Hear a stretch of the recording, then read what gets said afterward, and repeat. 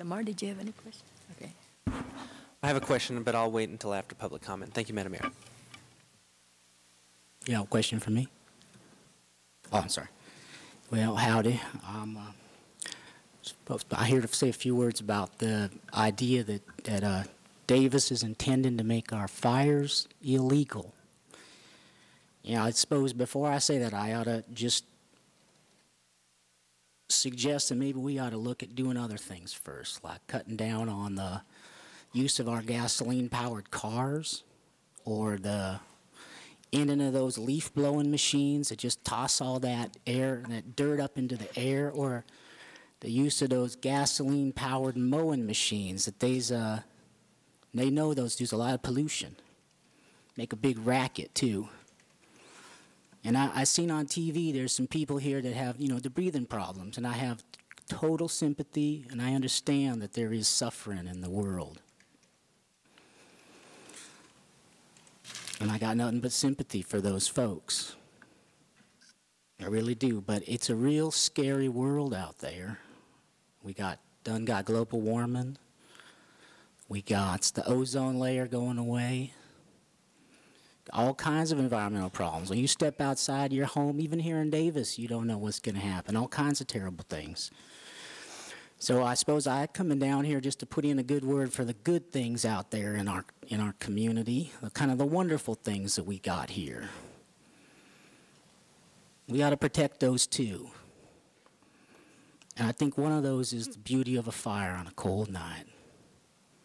Nowadays, Sarah, it's about one of the most human, simple things you can have. Goes back tens of thousands of years. People warm all their parts in front of a fire. It's fundamental. You can just sit there in front of a fire and you can look at it, have a cup of cocoa, sit with your kids.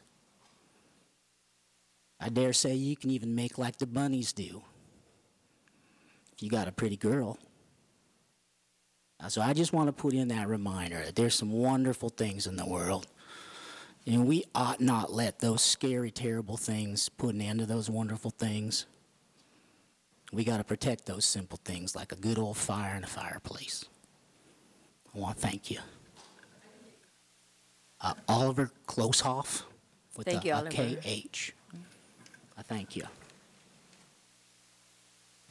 Next, please.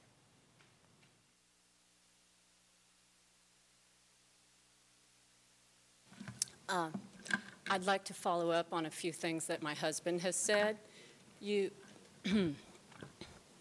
My name is Rai Sentencia, and I live on Miller Drive.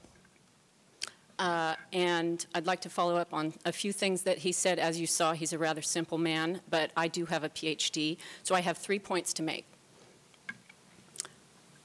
I would like to begin with some reliable academic research on the topic of fires and fireplaces. The first research comes from Wikipedia and cites Prometheus, known from Greek mythology to have stolen primordial fire from the gods to give it to humanity, and I thank him for that. There is a society called the Prometheus Society, which, according to a reliable academic source, again Wikipedia, this is a high IQ society, 600 times more selective than Mensa. And it has a magazine called The Gift of Fire, and on its website notes that from antiquity, fire has been associated with mental gifts. So, and this is my first point, I think there's something to the connection between smart people and the gift of fire, and we should be very careful about dramatically restricting fireplaces in Davis, because it could make everybody stupid.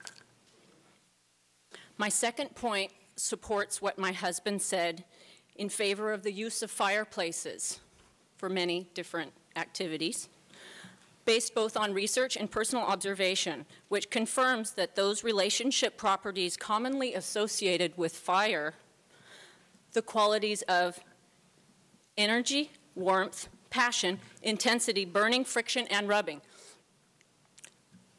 is both maintained and consummated at fireplaces.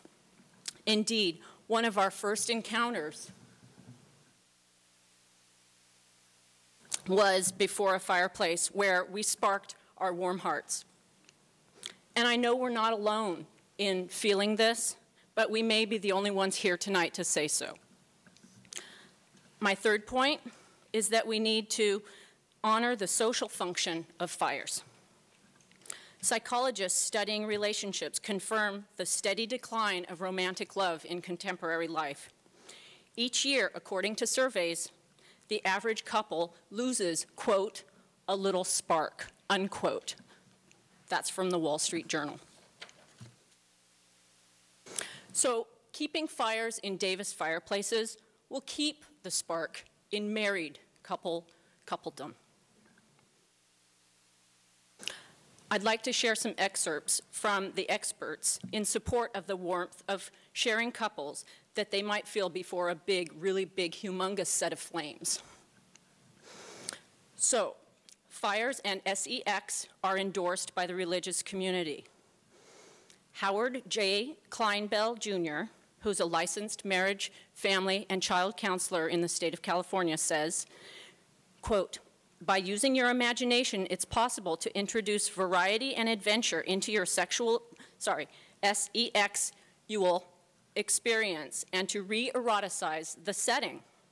One example, he says, speaks to aging married couples, in which he says, quote, one advantage of the empty nest is that it's possible to spread out a foam rubber mat in front of a fireplace, unquote. Now, if there were no fire in that fireplace, that would be pretty silly. Could you wrap it up, please, Rice? Yes.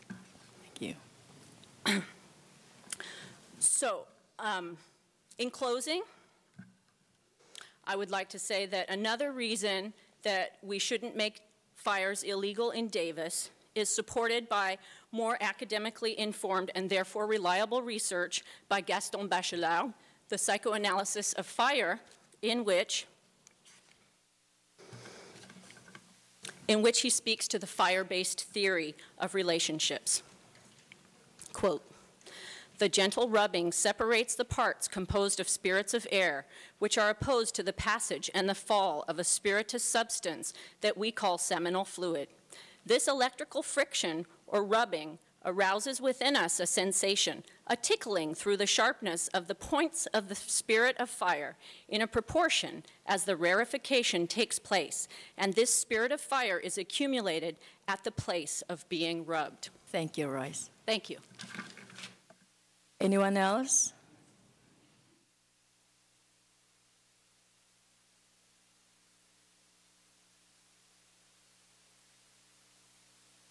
Apologies for coming in a little late. Good to see you, Jim. And as a consequence, let's try that again. My apologies for coming in a little late. I understand